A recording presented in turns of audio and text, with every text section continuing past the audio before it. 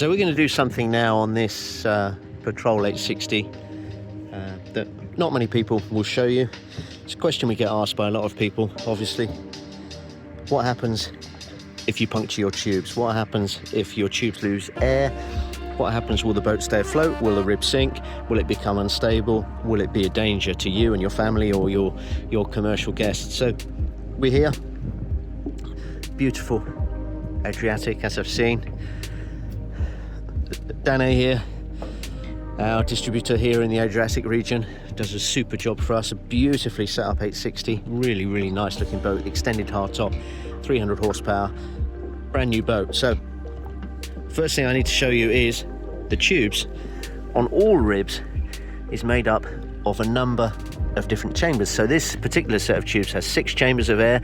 What that means is if you puncture one area, you should have 5 extra chambers that will allow you to keep the buoyancy in those tubes, keep the air on the boat, keep the stability in the boat.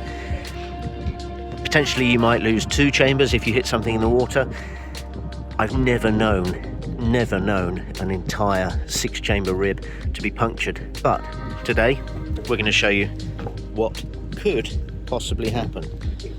So I'm going to let the air out of this bow chamber completely. So you can see that valve is now locked in the open position. So the air is just coming out of that quite easily, quite comfortably. What I'm going to ask Dane to do is release the air on the 2 rear chambers on the port side, as he's doing now, and then we're going to release the air on the starboard side. So valve out, completely open. You can see, you can hear that air is free to escape. So we're going to sit here just for a couple of minutes now while these tubes lose their pressure completely. You can see already how soft that tube is becoming, and the more I talk to you, the more air will be released from the tubes. Look at these islands, look at how beautiful it is. We're actually in perfect conditions for doing this test. You can see a huge thunderstorm over there. The heavens are going to open on us at any moment now, so we wouldn't be doing this test even on a day like today, even in calm conditions, if we weren't totally confident. Now look, the air has already gone from the bow. You can see the tube is just hanging. Okay, so it's just hanging from the bow area. The bow bollard is hanging down. It's just fabric now. It's just fabric hanging there by itself. You can see there, Dane's just giving it a helping hand to push some more of the air out of the boat. We can do the same this side. You can see we just have fabric sponsons now hanging from either side of this big rib. This is an 860, remember, 9-meter rib, single engine, probably weighs, I would imagine, 2.1 tons. So there's a lot of weight in this boat, but the hull is obviously designed to support the vessel. And as you will see going back here, and this should really tell you everything you need to know about a good rib and about how safe a good rib will be if it's been made to the correct standards. This boat is self-draining, remember, at rest. So of course that self-draining mechanism is designed to work when the tubes are fully inflated, 3.2 psi. The great thing about this boat, as you will see now, with zero pressure, that's just a tube now completely void of air. We still have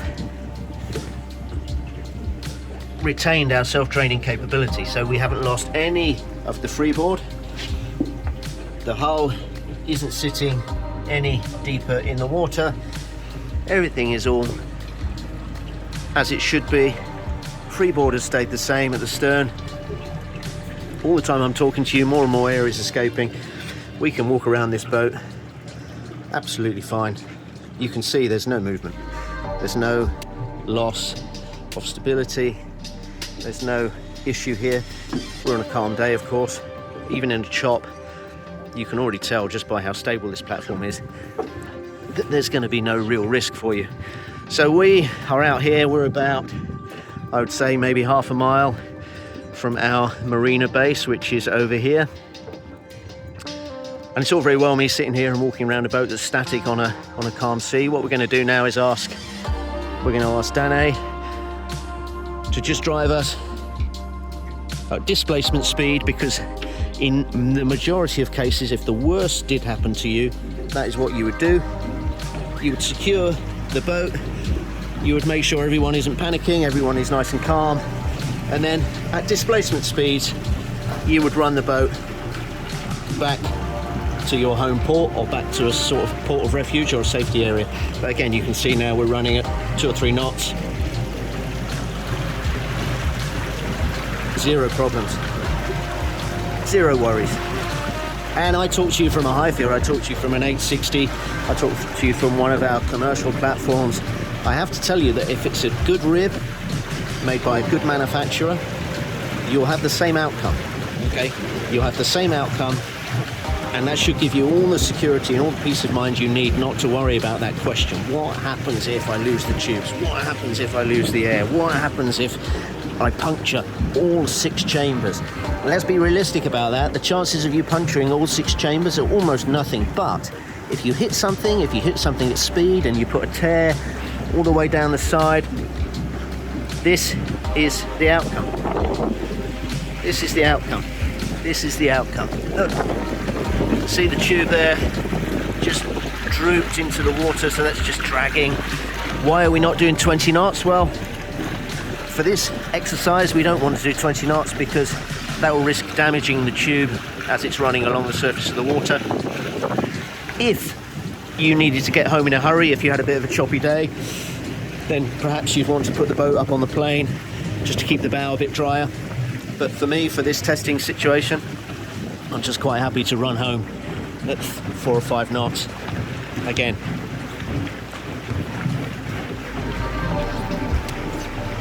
It's very easy to talk to people about what will happen if you lose air. It's much easier to show them, and this is it. This is it. So have confidence, guys. Have confidence that if you lose your tubes, if you lose the air in your tubes, the boat is designed to get you home safely nonetheless. Hope that helps a few of you. Hope to put a few of mine at rest. Signing off now for Highfield Boats TV from beautiful Croatia, heading into Beograd.